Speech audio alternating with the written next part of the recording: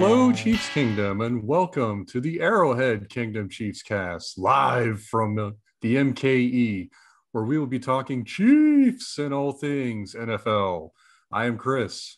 And I'm Josh, and today we're going to be talking about one thing and, well, pretty much one thing only, and that's going to be Alex Smith. So a big reminder that all Chiefs fans are invited to join us for game day. Visit arrowheadkingdom.org to learn more about your group and find your local chapter. And also, please make sure to like, share, and subscribe to this channel.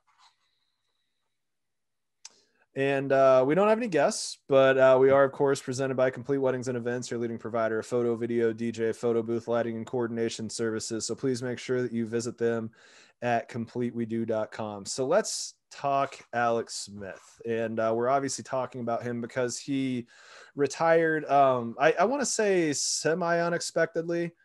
I think we all kind of knew that this was a possibility, but this was kind of in the same realm of the possibility that Fisher and Schwartz were going to get cut. We didn't think both of them were going to.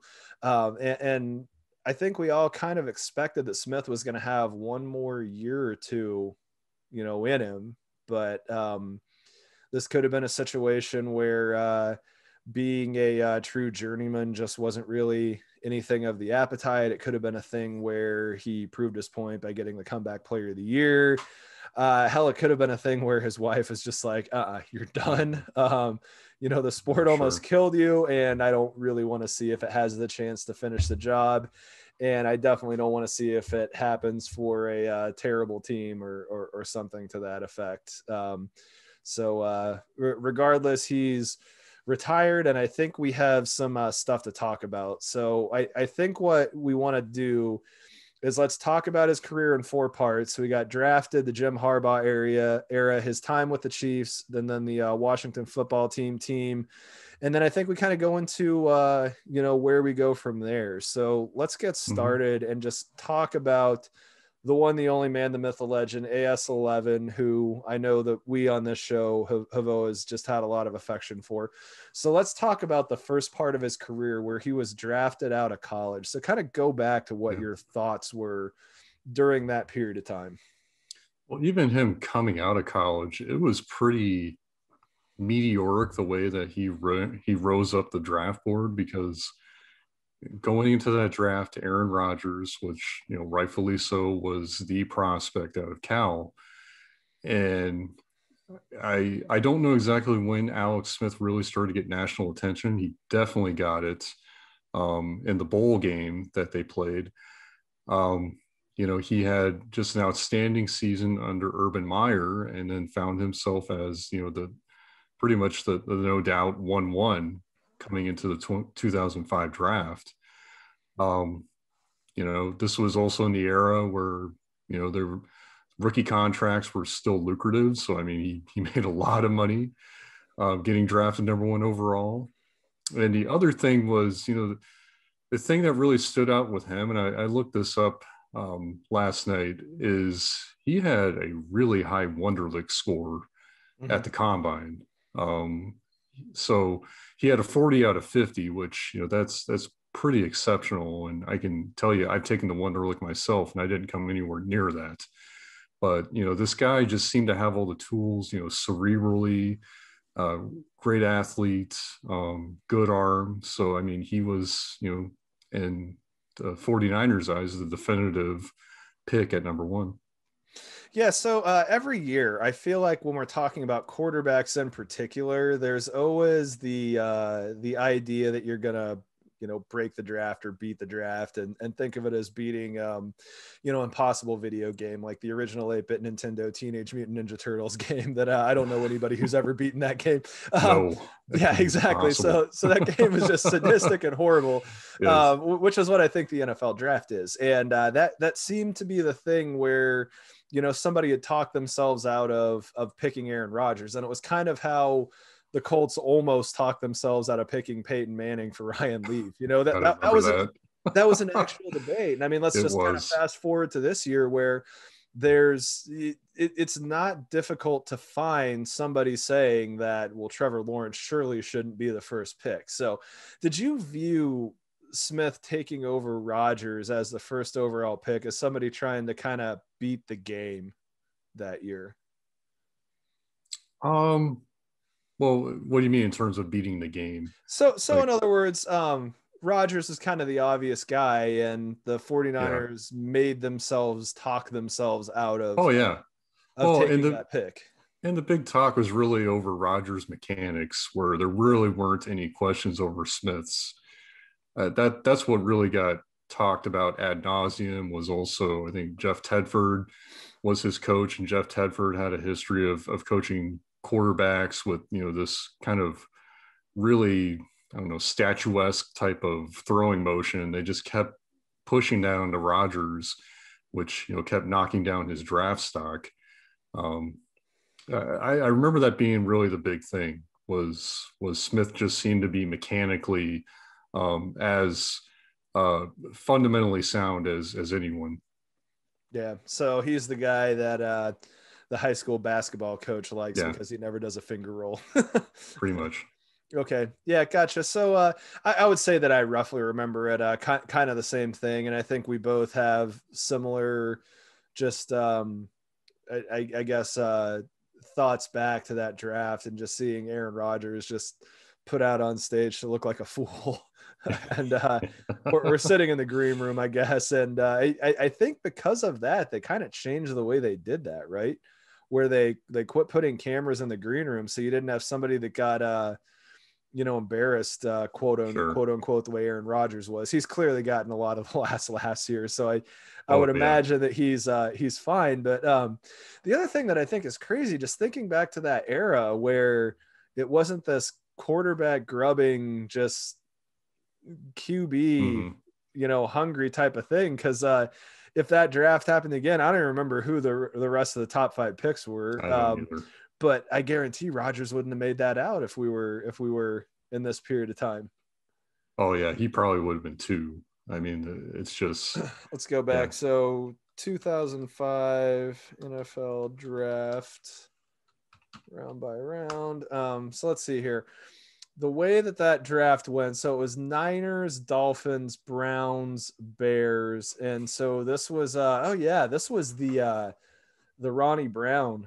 So it was oh that yeah, Auburn double team, and that was the Auburn team that the went undefeated. Cadillac And Williams. Yeah, yeah, yep, that was the Auburn team that went undefeated and didn't get to play for a national championship. So that was one of the things that got into yeah. Jason the Campbell. Yeah, that's one of yep. the things that made the NCAA add the playoff, or Mm-hmm. it wasn't the playoff first. It was the we're gonna have the one team Yeah, versus, or sorry, the it did BCS championship. it did go for the BCS. Yeah, Yeah, yeah. So it was one of the things that put a playoff in motion. But yeah, I don't remember who was playing quarterback for the Dolphins. I feel like it was Dante Culpepper at that time, yeah. Or but Scott Pennington or Jay It Fiedler. would have been I Chad mean, Pennington or Jay Feely. But yeah, so between the Dolphins, the Browns, and the Bears would have had Rex Grossman, and I believe that was the year that they made it to the Super Bowl against the Colts. So I think realistically so. Yeah. speaking, though, the Dolphins and the Browns would have been picking a quarterback if we were having this happen today. So Oh yeah. Rodgers would have gone to one of those two teams. I feel pretty confident about that. So yeah, we all know the history though. So Rodgers went 25th. We are where we are. Smith went first, and he went to what was part of an era of just really, really bad 49ers teams. And I remember them being just the Dysfunctional. bad boys on the block in the late 80s, the early 90s. You had Joe Yeah. Montana, you had Steve Young, and Alex Smith was supposed to be the guy that came in and filled that next role, and they Yeah. weren't. So what do you remember about his early time with the Niners?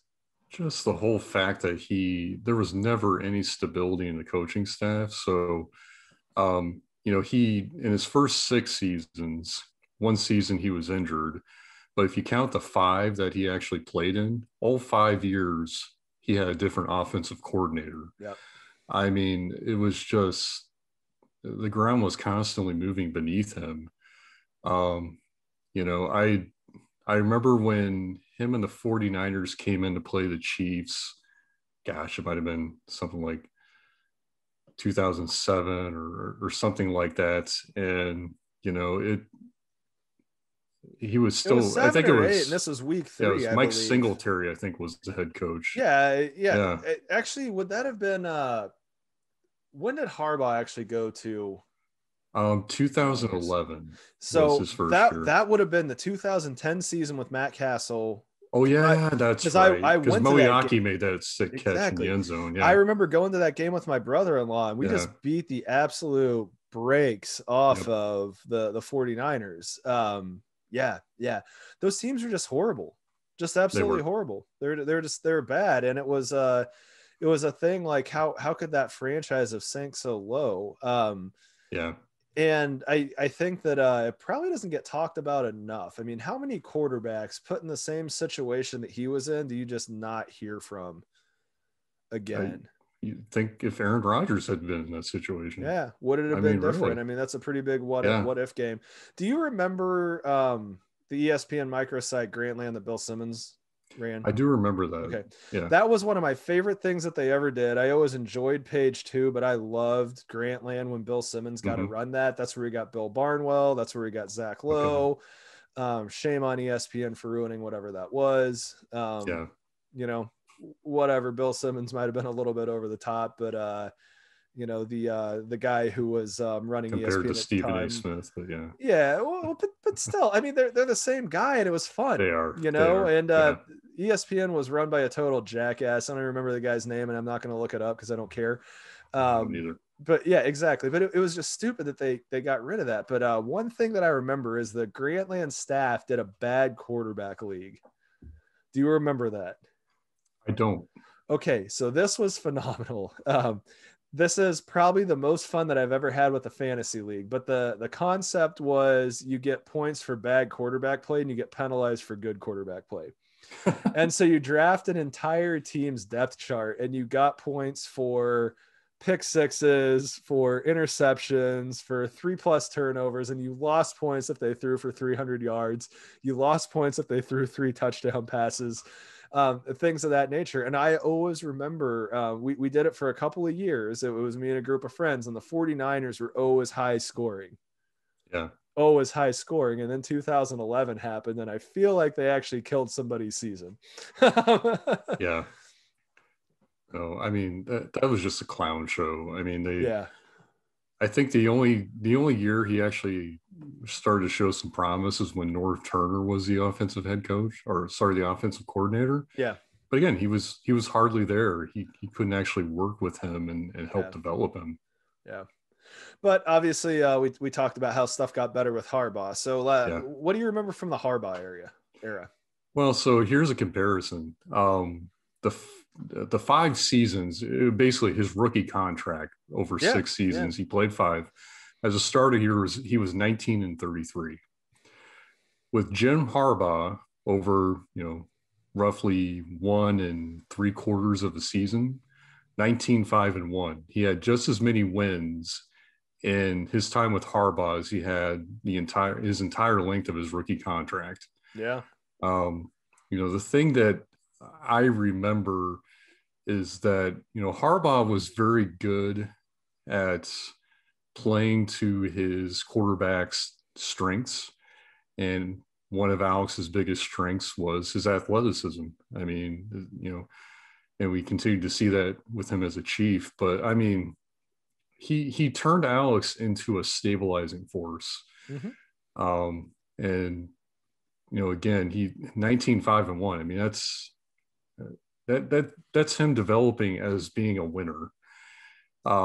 So what's really interesting when I was looking up some facts is, so his first year with Harbaugh, he was on a 1-year, $6 million deal.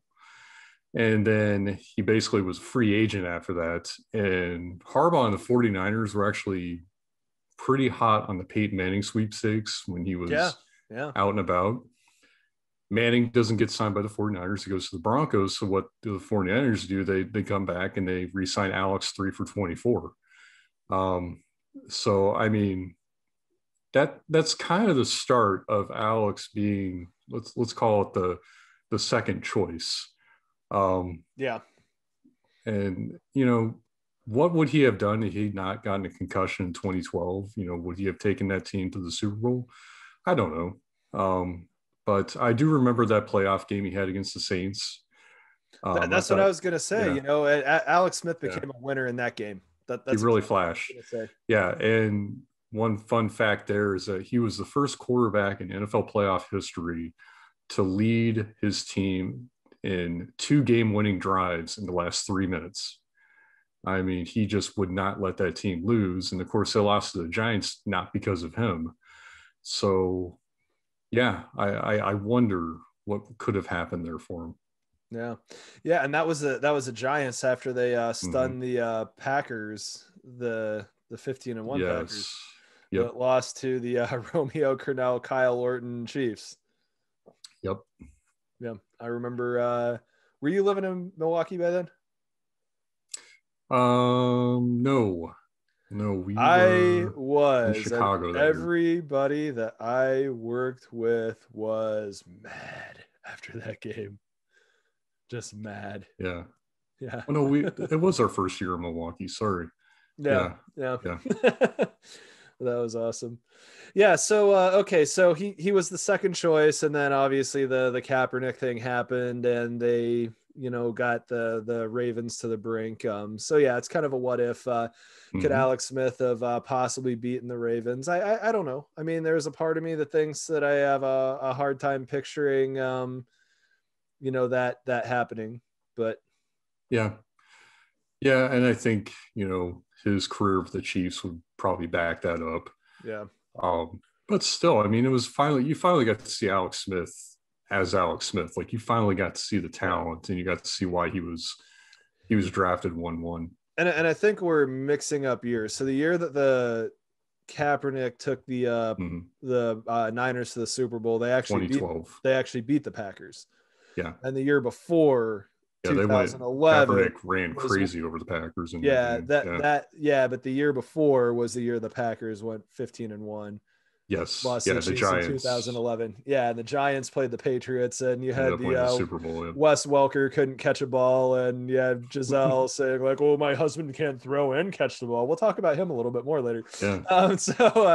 So yeah, that was funny. But and then the 2013 season happens. Andy Reid comes in. Clark Hunt. It seemed like part of the Pioli thing getting shipped out. I know the Chiefs were run on the Peyton Manning sweepstakes, but if I remember correctly, Yeah. he wouldn't even take a meeting with him, which Oh, means that he had no. no interest in taking a meeting with Scott Pioli or Todd Haley or any of those Yeah, it fools. would have been it would have been Romeo at that time. Yeah, but he, Yeah. he wasn't taking a meeting with Scott Pioli is kind of the Yeah. between the lines that I remember reading. So Yep. um good thing we had that guy for as long as we did. But I feel like him being there was kind of the hitting rock bottom before we started building what we have now. So Andy Reid came in, and Alex Yep. Smith was his first choice. Yep. Yeah. And to go back, he still had 2 years left with the 49ers. So that meant they had to trade for the guy. Yeah. And they gave up 2 second-round picks for him. Mm-hmm. I think that was well worth it. Absolutely. He was a huge reason why the team quickly went back to respectability. So Went faster I than respectability.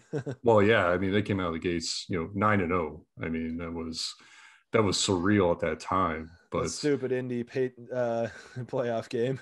well, I'll talk about that in a second. But you looked at the 2012 roster though. I mean, they kept saying it's like because what they had at least half a dozen players on that roster go to the Pro Bowl. It wasn't like the roster didn't have talent on it.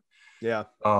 It was just they needed someone who could actually wipe their own ass at quarterback, and Yep. they got more than that from Alex. And I think And quarterback yeah, and coach for that matter. well that too.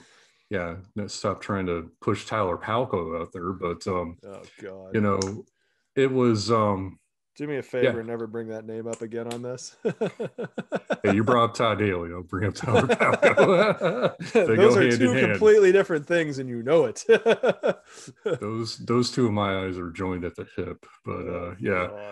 God. But yeah, I mean, immediate success with Reed and Smith. Smith was Reed's guy for all the reasons I talked about when he was drafted. Yeah.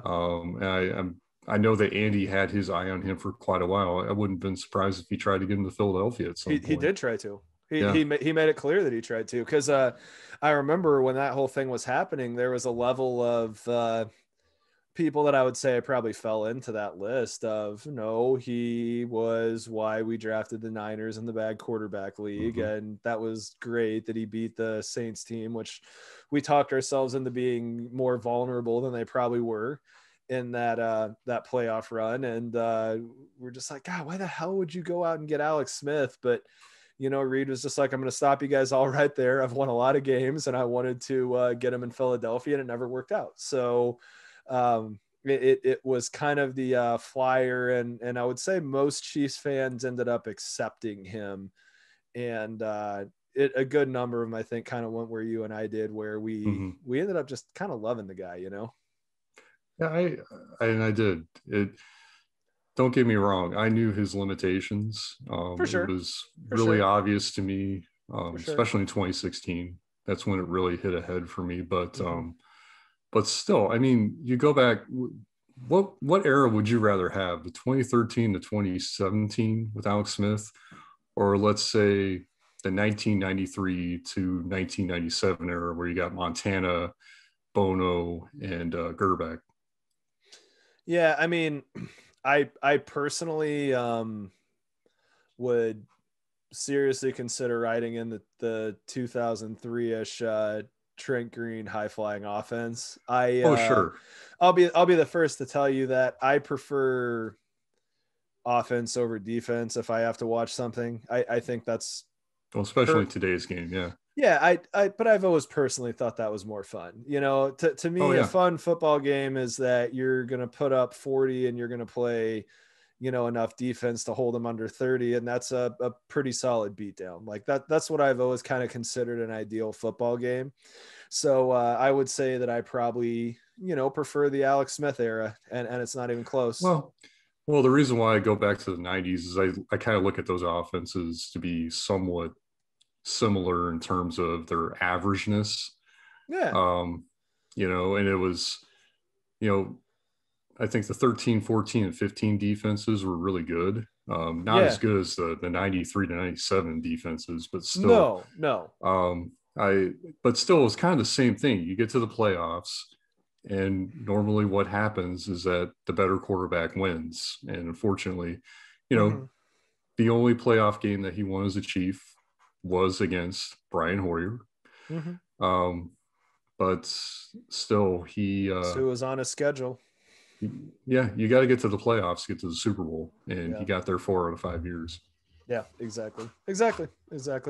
Yeah, so great memories of the Chiefs.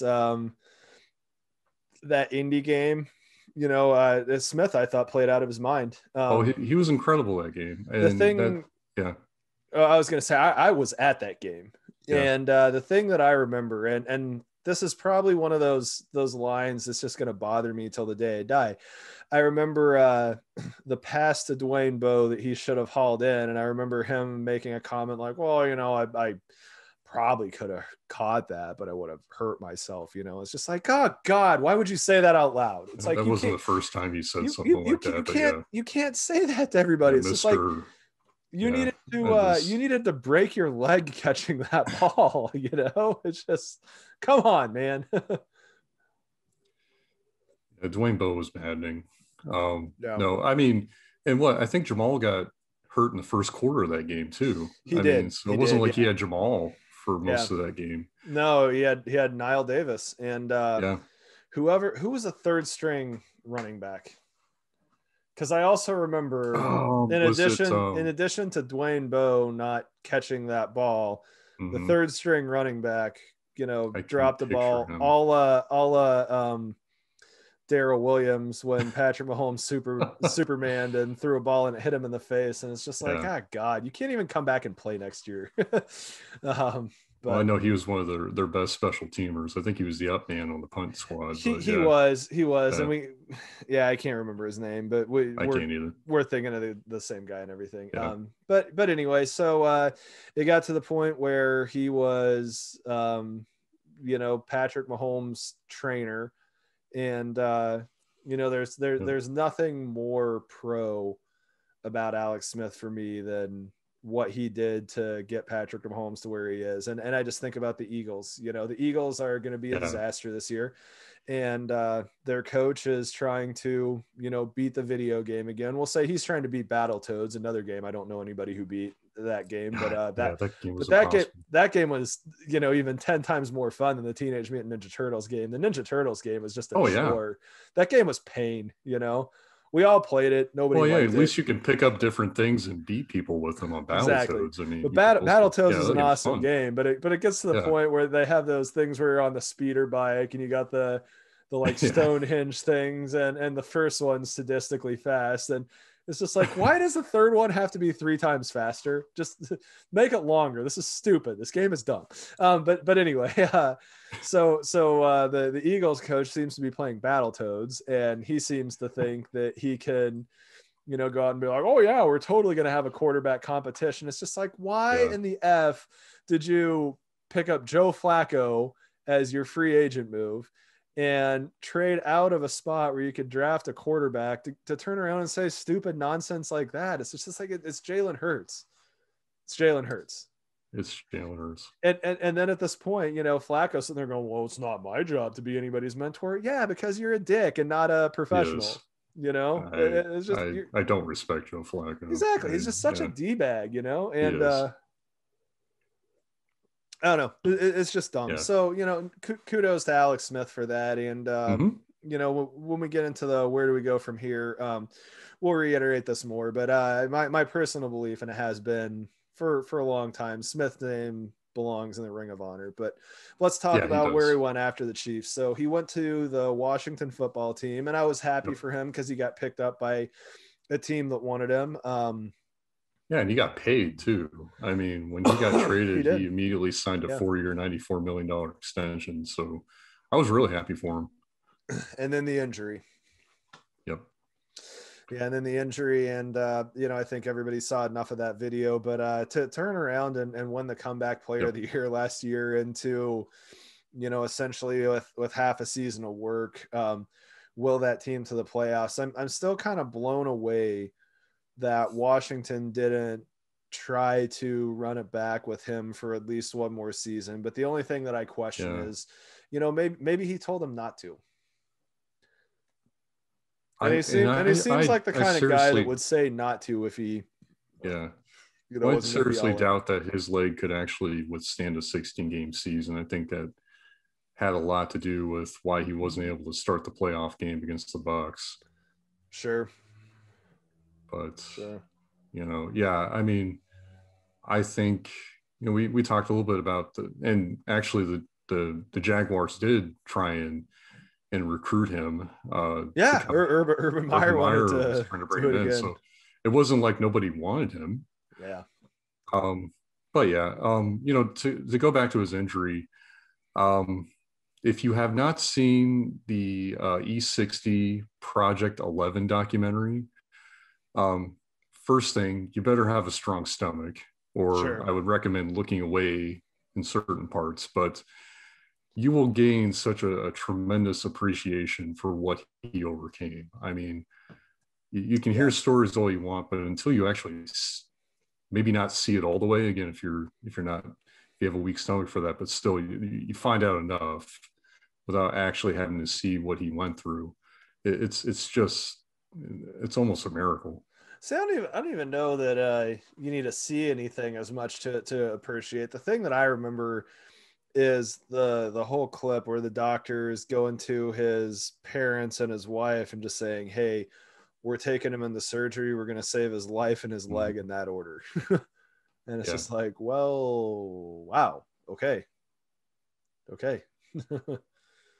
And it's just the level of gravity. And it's like, playing football is kind of just a thing at this point. But But yeah, so let's get into the where do we go from here? What do you see happening next in the next 1, 5, 10 years? For Alex, Yeah. man, I could see him either being a coach, or I could actually see him being a pretty good color commentator. Like, I'd actually really like to hear his analysis during a game.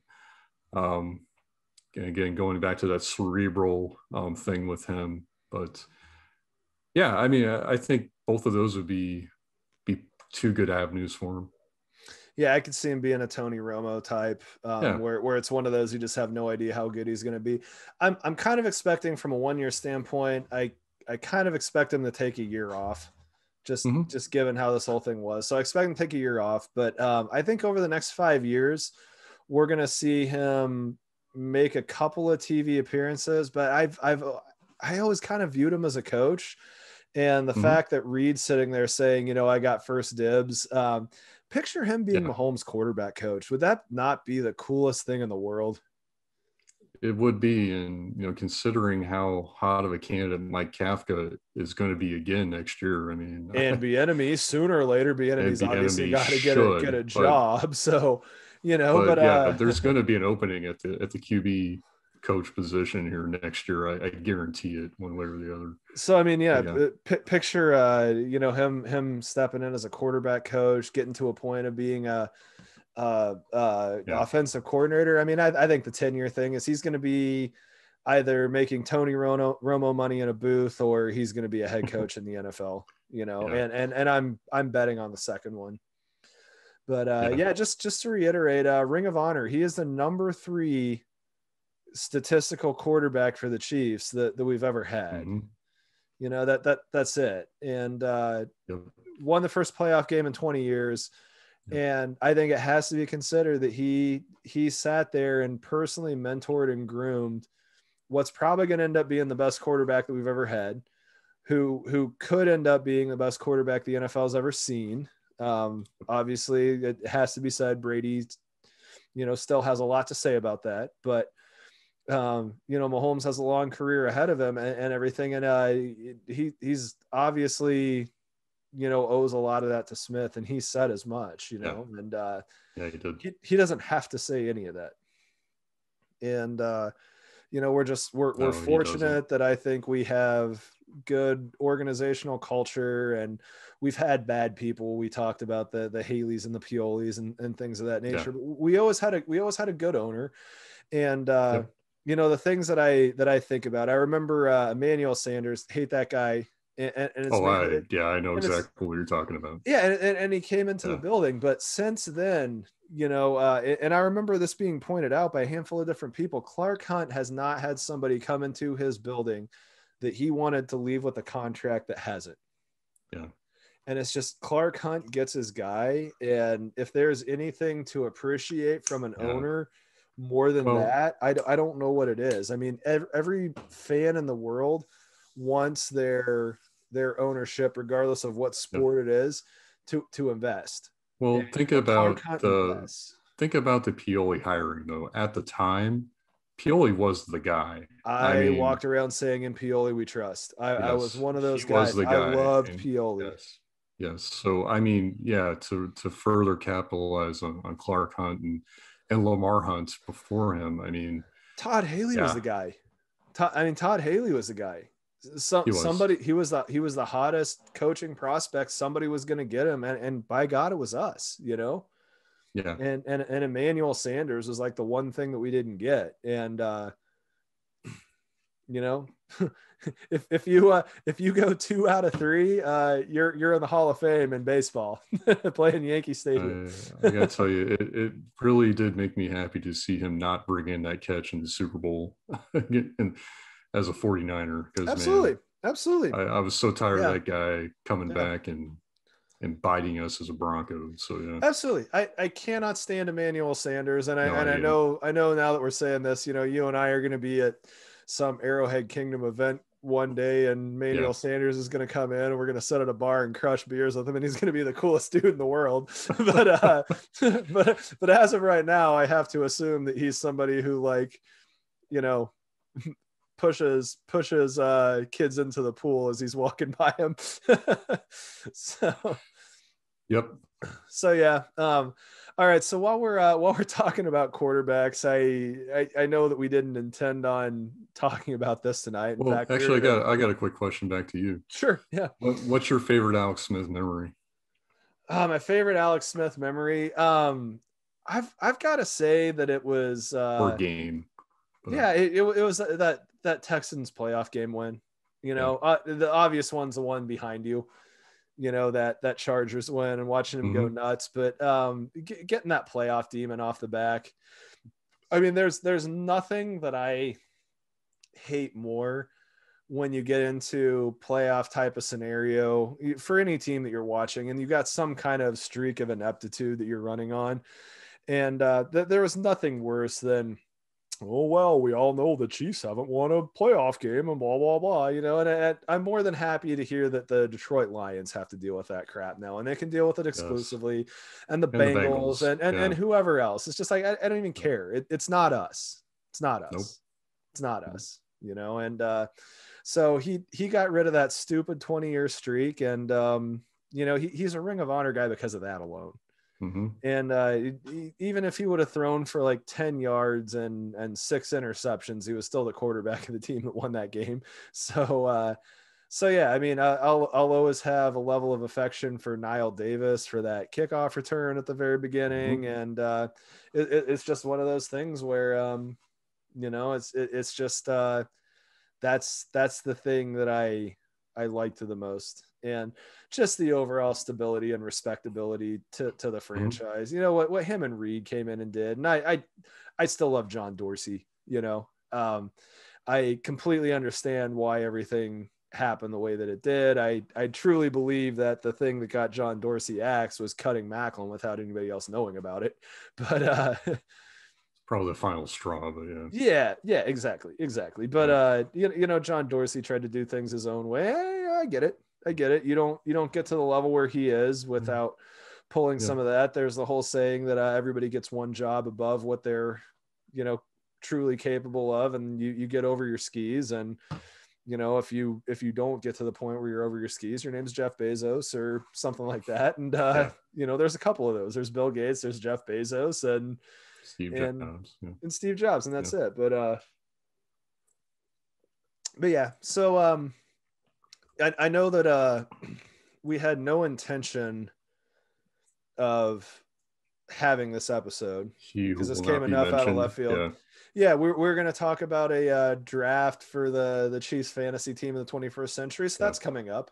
Obviously, next week has been set for a long time, which we are going to be doing a full-on balls to the wall, professionally curated, fully produced live stream for the draft, live from the Wolf Den. So definitely tune into that, all members of Arrowhead Kingdom. But we had to kind of readjust our schedule because we can't let it go without having a dedicated Alex Smith episode. But of course, one Tom Brady had to crash this party in some degree because he had to put himself in the news. And so what are we talking about? Because I'm going to be completely honest with you. I haven't read any of this crap because I don't care. It's a bunch of stupid. It's even more funny when you read it. It's just so.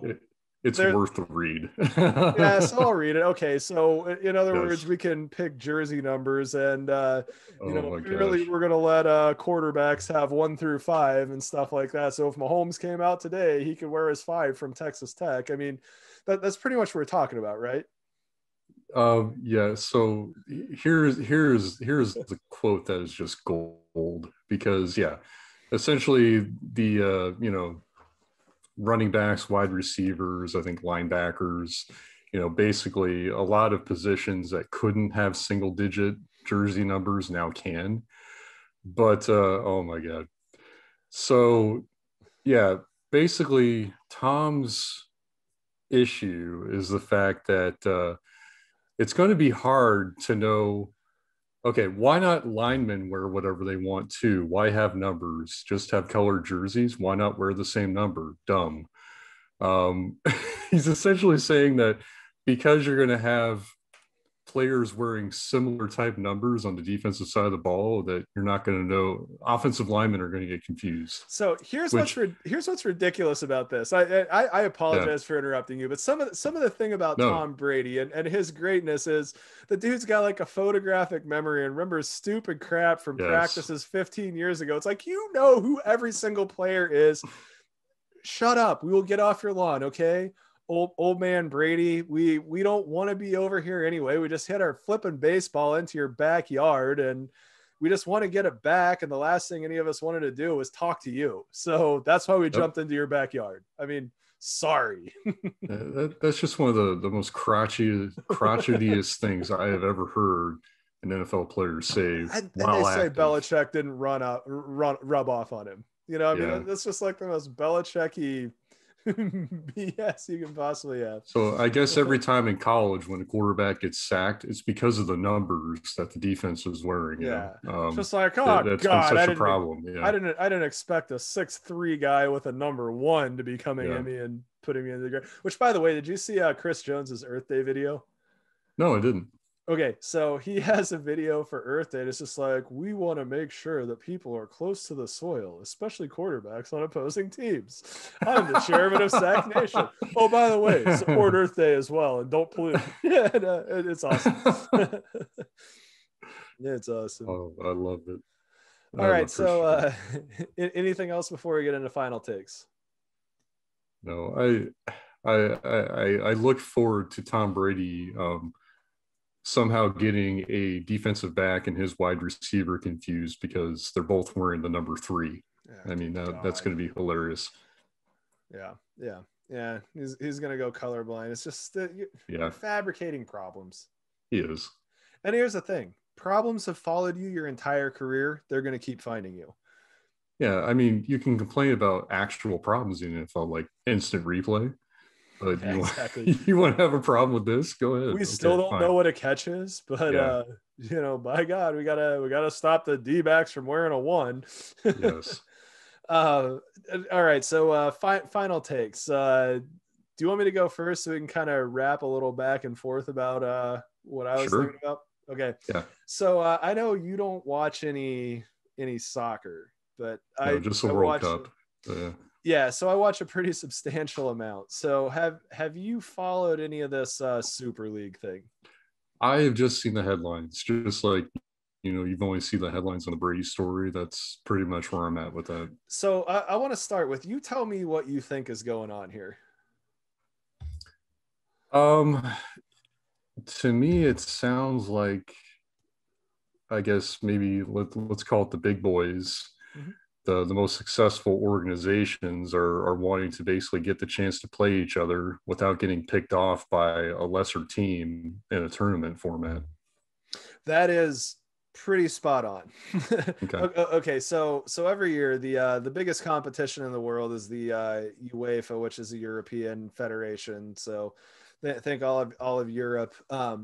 It's their Champions League, and so CONCACAF has one, which is generally a team from Mexico beating everybody down depending on how that is, but it's an extra thing over your club schedule, and it's just this extra tournament. So global soccer is one of those rabbit holes that you can go down forever, and I think it's important to note that MLS is the only place that has playoffs in their club schedule, and they're also the only ones that play over the summer. So it's ridiculous like that. Usually the summer is when everybody's off. Actually, I think Mexico plays at the same time, but like all of Europe, all of Asia, all of everybody, the summer is the dead time, and that's when you have like all the international getting yourself together, and that's when the summer transfer windows are and everything, which we could spend an hour talking about how transfers work.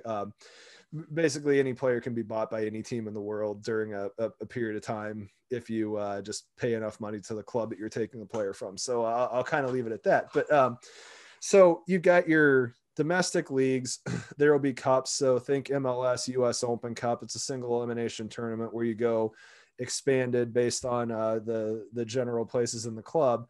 And so in England, there's 2 domestic cups. There's one that's like 8 levels of soccer and one that's significantly more. It's the Full Football Association. But the whole idea is that somebody who's 8+ levels away from the Premier League, which means they'd have to get promoted 8 seasons in a row, could theoretically win a trophy over one of the biggest clubs in the world.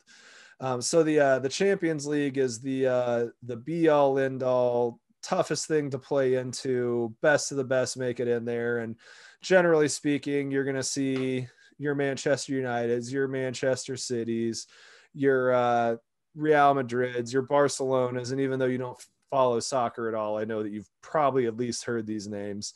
Okay, so what essentially those guys did is say, we feel like we're above having to play into the biggest competition. We're going to get together and we're going to form our own competition where we're in. And instead of letting UEFA say who gets to play in the Champions League, we're going to go ahead and pick who the 5 that get to compete with us every year are. So there's a level of arrogance and craziness that goes in with that. And there's no shock that these are a bunch of, countries, billionaire owners, and a good amount of, Americans. And JP Morgan was financing this. And Liverpool's owned by the same outfit that owns the Red Sox, and they were driving force behind this. So let's throw this out. Arsenal is another one of the English teams. Stan Kroenke owns them. So those are 2 of the people that are involved. So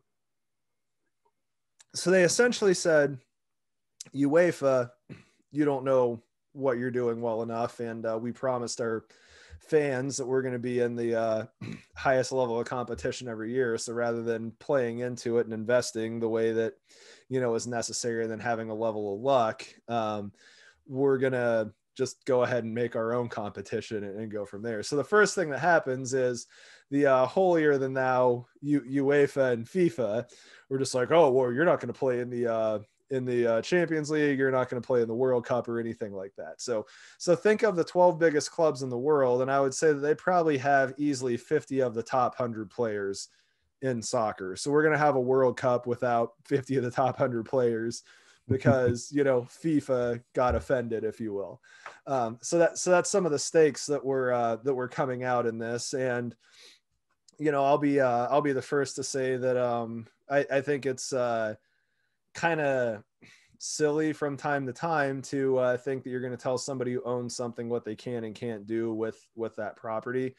And so there's a level of that going on. But global soccer fans pretty much had a visceral and aggressive reaction and essentially created enough bad PR that this entire idea was killed in about 48 to 72 hours. And all these clubs started pulling out. I want to say Barcelona ended up firing their chairman over this situation. You've got all kinds of public apologies from the Red Sox owner and stuff like that.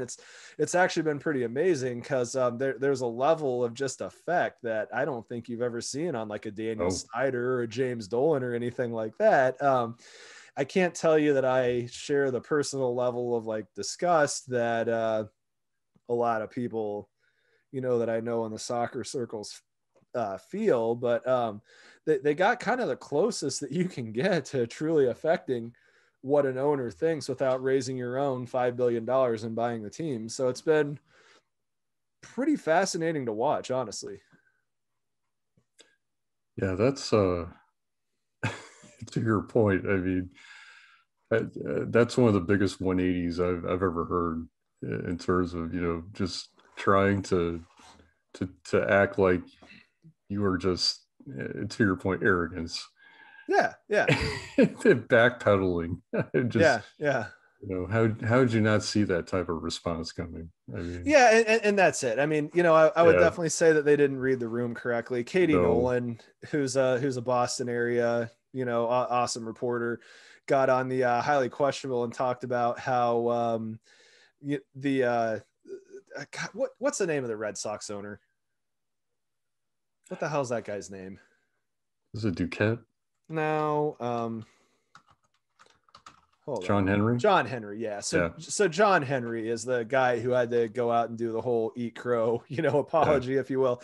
And she did this whole thing where John Henry tried to pull the Moneyball thing when he bought Liverpool through Roush Fenway, and it didn't work. And so he went out and did the thing that always works, which is pay 75 million pounds for a transfer fee to pick up Virgil van Dijk from the Southampton team, who's one of the Dutch nationals, and voila, you win the Premier League, which is, what I personally consider to be the best league. And I know a lot of La Liga fans would tell me that I'm completely wrong about that, but screw you. I like the Premier League, and I really can't stand Spanish soccer.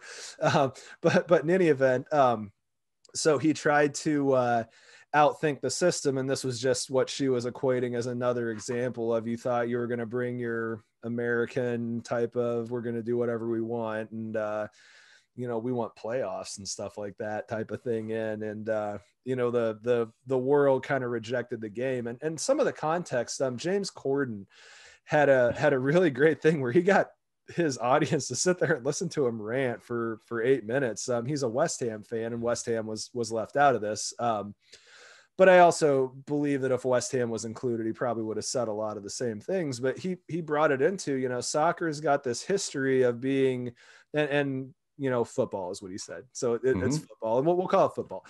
So football has this history of this working class sport that's the people from the pub and the dock workers put their own team together. And just to kind of throw some kind of context, the Chicago Cubs would be one of the newest clubs, if we had soccer teams and stuff that we were talking about, which you're talking about all these teams established in like the 1800s. Yeah. And continuous. You could literally say you haven't won for centuries on exactly. Some of those clubs, I'm sure. Exactly. So you just got a lot of history that you have to throw out, and so you can understand how there's just more reaction. And the fans kind of prove this truly is the biggest game in the world, and that owners, it doesn't matter if you're Saudi Arabia and you own a team, you're gonna have to pay attention to what your fans have to say to a certain degree. And Emirate or not, there is a level of volatility, and the fans will flip. I mean, Chelsea is owned by, for all rights and purposes, a Russian mobster, and they were the ones that essentially blew this whole thing up. Their fans are just like, no, you hear stories about breaking into training grounds to riot and everything like that, and it's just been craziness. But I remember listening to Steve Torrey on the Mad Dog radio show yesterday, and he's just like, I don't follow this enough. I need somebody to kind of put this in the context. And so here's what I think is the best context. So think of all the like pissing and moaning, pissing match politics that college football has. And then think of the college NCAA basketball tournament. So think if you have the pissing and moaning of football, and they try to take over the basketball tournament. And so say NCAA, you don't know what you're doing, which is probably a true story. And that's probably a true story with FIFA and UEFA. So let's be clear about that. We're not looking at these saintly organizations that do nothing but take the high road. These organizations are corrupt and, in a lot of ways, kind of a joke in and of themselves, like the NCAA. And that's where some of this opening came from. But think about if the Power 5 conferences just said, hey, so we're going to go ahead and run what's going to be the March Madness tournament. We're going to call it the Super March Madness tournament. And we're going to go ahead and field 10 teams per each of the Power 5 conferences. So we're going to take up 50 of those spots, and we'll go ahead and pick the 14 that get a play against us. How many Florida Gulf Coasts do you think you're ever going to see?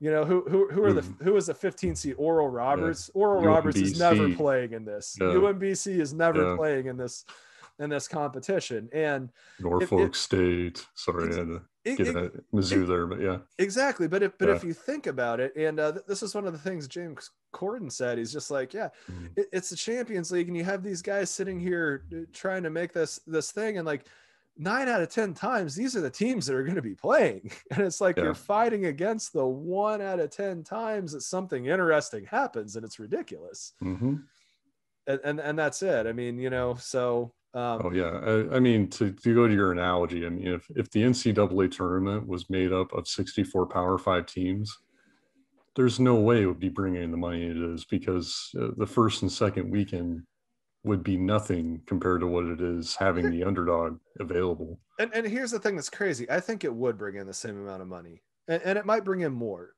but it wouldn't be as fun. It's kind of a perfect storm thing. I think Yeah. the upsets are great the first weekend, but after that, if you continue to have upsets, it definitely starts to work against the tournament. Yeah. But I mean, But I mean, God, think of a world. We're Big 12 guys. We're KU guys. So think about if KU is a professional sports franchise, which they're sure. closer to one than they aren't.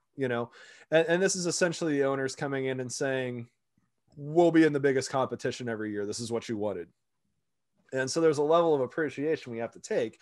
But think about the rest of the Big 12. So if we put in 10 teams every year, that means everyone makes it in.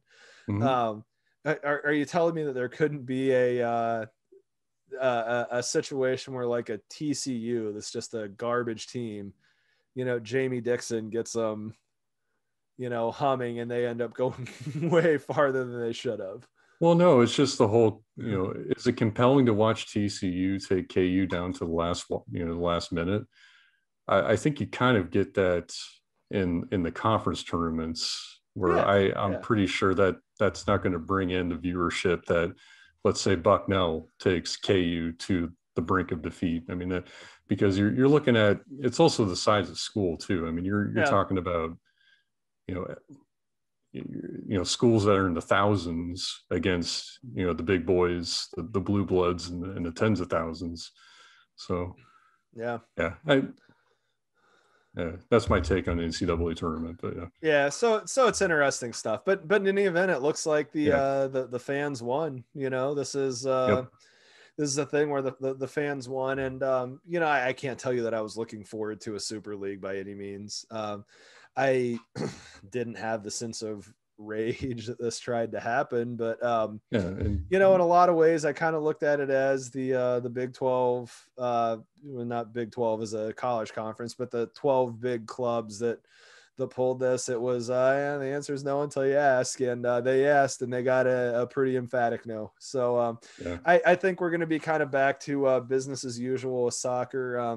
My team's in a domestic cup final this year and that's happening this Sunday. So come on, you Spurs. I say that while I'm wearing red, which is the most sacrilegious thing we can do. But they're playing another blue team in Man City, so we're good to go. I'm looking forward to it. Man City is going to win the league, but the Spurs have a crazy thing going with Ryan Mason, who's a guy who came up through the academy. Going and doing that. So, but best example I'll say, and I'll quit talking about soccer, I promise. So they fired the guy who has been the serial winner who wears out his welcome with everybody. So, best way that I can put that is think about a twice as prickly version of Bill Parcells, who was more of a flight risk than he ever was. But went and won a Super Bowl with every single team that he had. So the Spurs hired that guy, and he didn't win a goddamn thing. And they fired him the week before, and they hired a guy who came through their academy. And so the dude's 29. He started in the Spurs academy when he was 9 years old, and he got transferred to another team and almost died on the soccer pitch. Based on an injury that he had. So think about, Alex Smith take 10 years off of his career, mhm. put the entire thing with Kansas City. And for whatever reason, like Andy Reid can't coach, and he's coaching the Chiefs in the Super Bowl.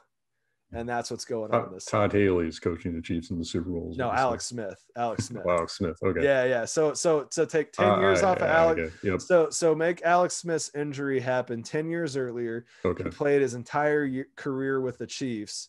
And for whatever reason, they fire Andy Reid, or he's incapacitated for some season. And Alex Smith has to step in on 1 week's notice and take the team to the Super Bowl as a head coach. Major League Two.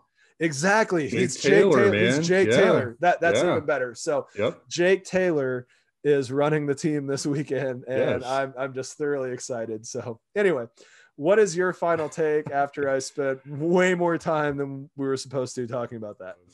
Well, so I got two. One's a really quick one for I'm just throwing this out there to any other Royals fans out there. Did you have deja vu last night watching Gerard Dyson score on a safety squeeze and then Salvador Perez winning on a single to left field on a walk-off? Because if anyone caught the game against the Rays last night, it was almost. Is that what speed Yes, do? it was almost a condensed version of the 2014 wild card game. It was just kind of nuts. And I didn't realize until after that game that was 7 years ago. I keep forgetting how long ago that was. But yeah, man, the Royals are that's a team that just won't quit. It just reminds me a lot of the 2014 team. Have I ever told you about that 2014 wild card game and where I watched that? No. Okay, so I was in San Diego for a work conference, and you're probably going to see where this is going. So I was in San Diego for the Pacific Water Quality Association, and so I'm hanging out in Mission Valley and like playing golf and everything, and I'm just like, oh, I guess I got to watch a baseball game tonight, and it was kind of that whole nonchalant thing, and it hits me about the seventh inning. I'm just like, if they win this game, they go to the ALDS, which would start tomorrow. Yep. And they would be playing the Angels, yep. which is 90 minutes away from where I am right now. I'm just like, shit, I'm going to have to go to that baseball game tomorrow if they happen to play there. And so the next day I go to like the VPGM of my division who's out there and just like, hey, Sam, let's just say that the Brewers, he's a Milwaukee guy. Let's just say the Brewers played in the wild card game tonight and ended up playing against like the Dodgers tomorrow. He's like, yeah, I'd probably have to go to that game. I'm like, okay. He's like, yeah, you should go to Anaheim tomorrow if the Royals play or whatever. He's like, I mean, make sure you get out of here by 2:00, And so, yeah. So I'm going to Lids to buy a New Era, 59 hat and ended up going up there and seeing like Moose hit the home run and everything like that. But so I went to game one of the DS that year in Anaheim. Great game to go to. Oh, it was a great game. That was a great game. Yeah. Oh man, the games 1 and 2 of the LDS were just classic. Yeah, they're great. All right, now I got to transition out of baseball. So we've gone soccer, we've gone baseball. We're a football podcast. We're a football podcast or something like that. I don't know. So I will close with a Chiefs take, or really Chiefs facts. So Fred Arbanes passed away on April 16th. For all of the Chiefs fans that were able to watch the team, especially in the AFL, are obviously very familiar with Fred Arbanes. He was a tight end, part of the Dallas Texans. That's how far back it goes. Won AFL championship with them in 1962. And just so you know, I'm going off of a really nice piece that was written up by our friends at Arrowhead Pride. Yeah. If anyone's interested in following up on what I'm going over, but yeah, Arbanes was part of the AFL championship in 62. He was on both of the Super Bowl teams, which he then retired after they beat the Vikings in Super Bowl IV. But Arbanes, obviously he's a member of the Ring of Honor, 5-time AFL All-Star, 3-time NFL All-Pro. In a day where the tight end really wasn't, it's not Tony Gonzalez or Travis Kelce, he was still a force to be reckoned with, especially down around the goal line. I think he caught almost 10% of his receptions were actually touchdowns. So he was definitely a go-to guy for Lenny Dawson down in that area. What's interesting, when you think about how different professional athletes were then compared to now, is how much they made, was the whole fact that a lot of those guys had jobs in the off season, in which he actually He managed a concrete company and did public relations for the Coca-Cola company. So, and then actually started his own advertising agency. So he was, I think, a really interesting guy off the field to where after he retired, he was actually very involved in Jackson County politics, starting in '73. Um, all the way up, I think, up till 2016. So, Fred Arbanes was very involved in the Kansas City community after his playing days. And there's even a golf course named after him as well. So he's still a very prominent name in Kansas City, and definitely a very sad day to that we lost him, and thoughts are with his family. Yeah, great tribute. Great to reconsider and think about his career. So yeah, R.I.P. Fred Arbanes. Yeah. Cool. All right. Anything else? That's all I got. All right. Well, Chiefs Kingdom, Arrowhead Kingdom. We will see you all next Thursday live from the MKE Wolf Den. This is going to be a great night. We are going to go all out on the draft. We're going to have a ton of fun. We're going to do some professional live streaming. We are looking forward to seeing everybody. And until next week, take care. Chiefs.